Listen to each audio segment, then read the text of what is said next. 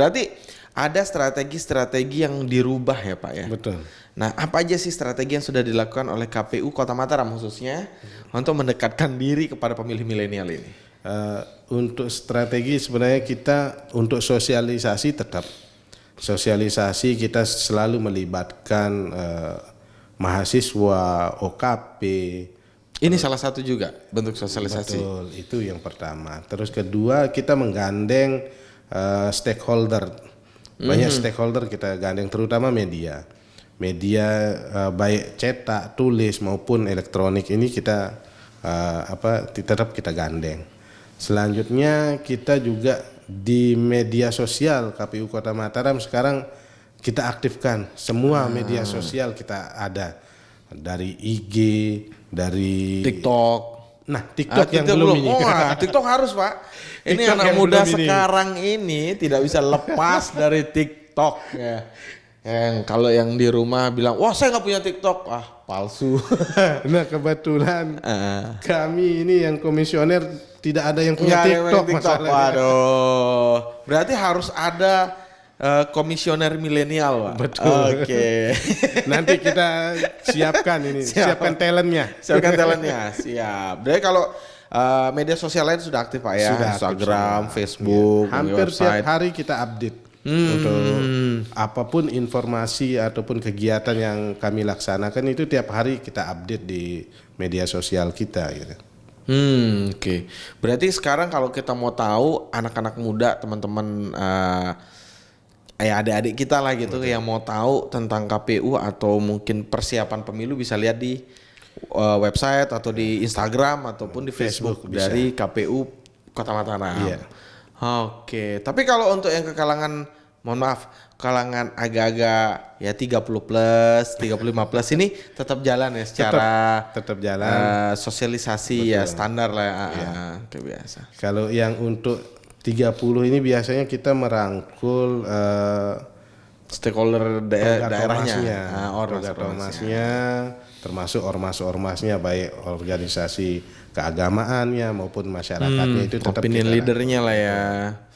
Karena kalau kita mau sosialisasi door to door kan susah juga kita. Apalagi cuma 24 orang ya Pak ya. Ya, dengan pekerjaan yang juga harus kayak Bapak bilang kemarin harus ke Jakarta dan segala macam. Nah,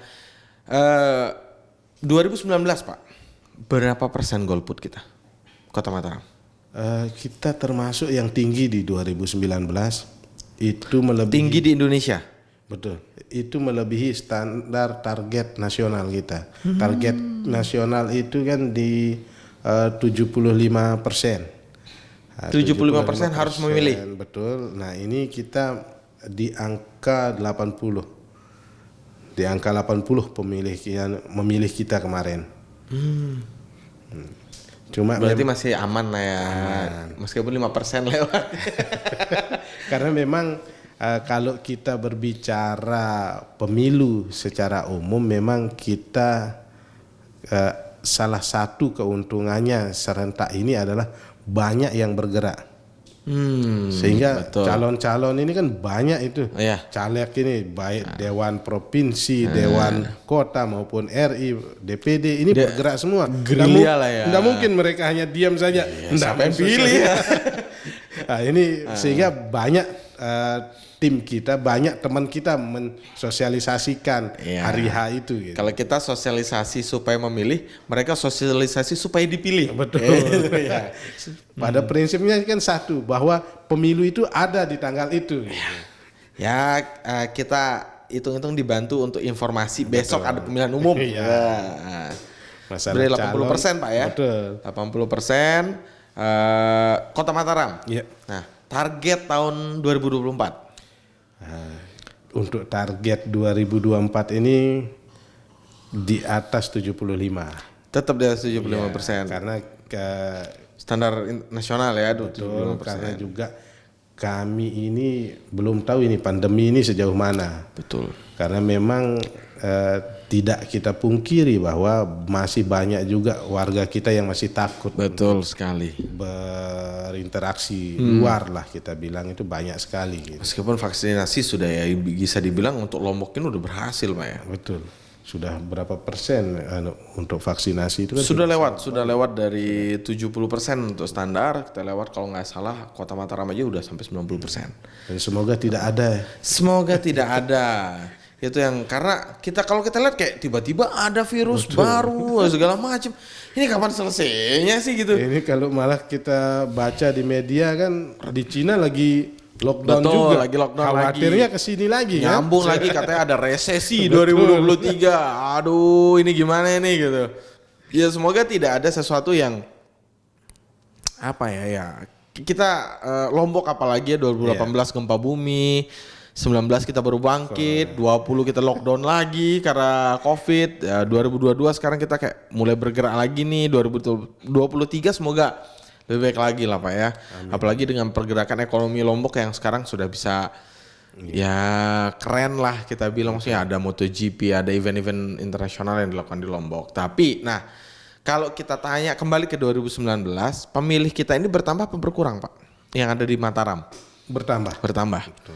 Untuk generasi milenialnya bertambah juga? Bertambah pastinya. Itu sebanding lah. Sejalan dengan pertambahan pemilih kita. Kalau di 2019 itu pemilih kita kan 293.192. 293.000. Iya, 192. 190. Nah, untuk di Mataram khususnya di DPB daftar pemilih berkelanjutan kita itu ada 311420. 311420. Dihafal mungkin itu pin ATM-nya Pak Edi. Kenapa banget Pak angkanya Pak? Karena itu yang kita kerjakan. 311420 itu per September. Per September 2022. 2022. Nah, berarti meningkat ya. Kalau di data kami itu memang dan itu sudah kita cross check juga di Dukcapil itu nanti yang akan 17 tahun di Februari itu di angka 7.000 sampai 10.000 orang. 7.000 sampai 10.000 orang. Betul, yang masuk. Yang belum masuk di daftar pemilih berkelanjutan ini. Oh, dia jadi daftar pemilih baru gitu ya. Dan ini pun masih berpotensi lebih karena kita tidak tahu mutasi penduduk ini, pergerakan penduduk. Iya, siapa tahu saya mau masuk Kota Mataram, Pak. Karena memang tantangannya berbeda Mataram ini. Karena menjadi pusat perbelanjaan, pusat pendidikan, pusat pemerintahan, sehingga central of city lah ya. Jadi banyak orang yang mungkin mau merantau ke Kota Mataram. Mutasinya mungkin tinggi Pak ya. Magnetnya terlalu kuat. tinggi. Terlalu kuat dia. Ya, saya pun sebenarnya pengen ke Kota Mataram Pak. Bukan karena kenapa. Jadi saya tuh di Kabupaten Lombok Barat, tapi itu berbatas. Saya bingung Pak, berbatasan banget gitu sama. Jadi hidup saya lebih banyak di Kota Mataram. Cuman pulang aja sebentar ke Lombok Barat gitu. KTP-nya terus? KTP saya Lombok Barat. KTP saya Lombok Barat. Baik diam di Lombok Barat. Kecuali memang pindah di Mataram. Gitu. Siap. Nah, enggak salah Pak. Saya orang Lombok Barat. Aslinya sih bukan. Saya juga mutasian Pak Lombok Barat. Nah, dari meningkatnya jumlah pemilih, apalagi meningkatnya pemilih milenial kita, pasti mungkin saja resiko kalau kita bilang 80% pemilih di 2019. Berarti kurang lebih ada 20% golput nih. Kalau boleh tahu Pak, sebenarnya apa sih alasan mereka golput? Kalau dari hasil evaluasi KPU? Pertama ya tadi kita bilang apatis. Itu, betul. Apatis ini banyak juga yang termakan berita-berita yang beredar nggak jelas ya. Hoax ini banyak, terus yang mengadu domba, terus betul yang politik identitas ini yang membuat pemilih milenial kita itu agak malas itu saja yang diributin gitu. Kalau bahasanya di kafe-kafe itu nongkrong sama teman-teman muda ini bahasanya ya itu aja yang didebatin, tak ada yang lain apa bahasanya gitu. Dan memang kondisinya ya seperti itu juga. Kami sendiri juga menyampaikan bahwa masalah dia mau identitas, mau apa itu kan mereka. Masalah kita mau memilih itu di kita. Iya, gitu kan? betul. Di diri, bukan di orang lain kita mau memilih atau tidak. Dan mengenai pilihan itu tentu pilihlah dengan hati nurani, tentu itu mana yang terbaik menurut kita, bukan mana yang terbaik menurut berita, tentu kan.